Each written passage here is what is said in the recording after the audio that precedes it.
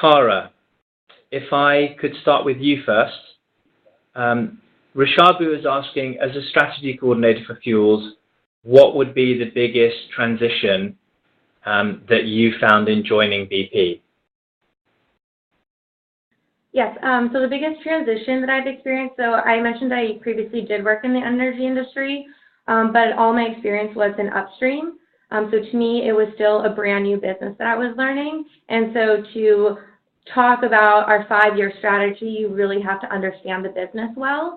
And I previously hadn't had exposure to downstream. So that was the biggest challenge first stepping in. It's a large organization and there's a lot of support along the way. I met with people from each one of our functions, from marketing and sales, from supply, and from refining to learn about those areas and really pick it up in the first couple weeks to first couple months that I was here while I was transitioning from the previous FLP who was in my role and then starting with that project. So it was just the ramping up very quickly and also just being comfortable with challenges that come along day to day, but knowing that you have a large team here that's very supportive. Very fantastic. Thank you, Cara. A question for Cheryl. Cheryl, what makes BP different from other major oil companies in your experience? Do you have any stories or anecdotes that you could share with us? Yes, I certainly do. So that's a great question. Thanks very much for asking. I have a number of friends that have come in from other oil companies, and this bit about culture is a lot of the differentiator. Obviously, the work that we do is very similar across other integrated oil companies. It does make a difference if it's a large integrated oil company or if it's a smaller maybe just refining company or possibly just a retail sales and marketing company, what you would experience. My friends from Exxon that have come in, what they tell me is the career mapping is much more structured. And so they don't open post roles in Exxon, they actually appoint you to all of the positions and they manage your career across a path based upon your capability and what the needs of the business are. In BP, we use an open posting system, so you can self-manage your career. There's some positive things and some negative things about that. The good part of it, you can see all of the opportunities that are open on a global basis, and you can see if they're available for an expat relocation, and what the terms and conditions are associated with that, as well as the experience basis. It does put the onus on you, though, to really own your career. We give you a lot of resources, a lot of folks to talk with, mentoring capabilities and sponsorship across the business. But at the end of the game, it's about what you're willing to put into it, what's the career that you're going to build.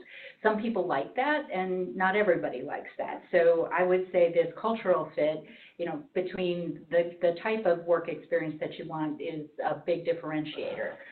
The other piece is whether it's a U.S.-based company or a global company is very different across, others of our competitors. We're a global-based company, so we're looking at resourcing on a global basis. We're also looking at investment on a global basis. So we're looking, for example, at a retail growth option here in the U.S., and that might be against a retail growth option in Australia. And the company is going to make a decision on the basis of where we want to invest those funds on a, growth strategic basis. If you're just looking at a U.S. company, it's going to be about what the business investment opportunities are here in a more limited portfolio of options. So Marathon's a large competitor of ours here in North America, but Marathon's option set is just limited to the options where they do business. We're looking, into Mexico, into Latin America, and into Canada more fully for that. Then finally, when you're really looking at the smaller, say, retail convenience only, that business model is very customer focused, and I would say really around serving the consumer.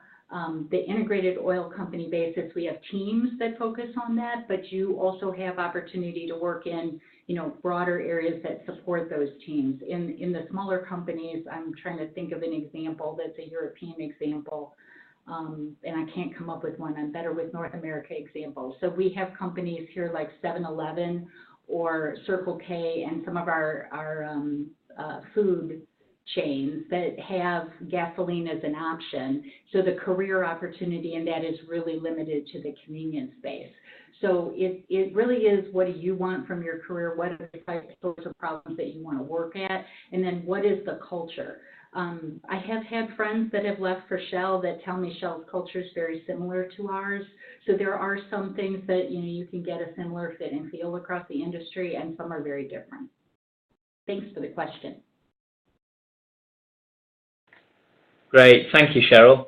And a question for Fabio. What are the top reasons you accepted the offer to join the program from BP? Thank you for the question. I think that the absolute maximum one was the ability to be able to make a difference.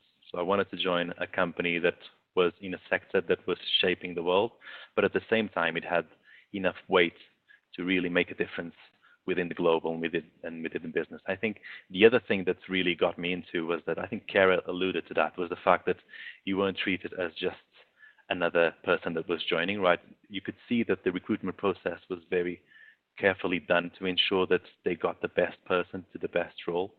And also, you could see also that there was development on that. They wouldn't just expect you to run with the role and kind of you'd get lost on that. So the development, the support, the sponsorship was there. And I think all of that, came up with an overall great package when I decided to join for BP and not for any other company.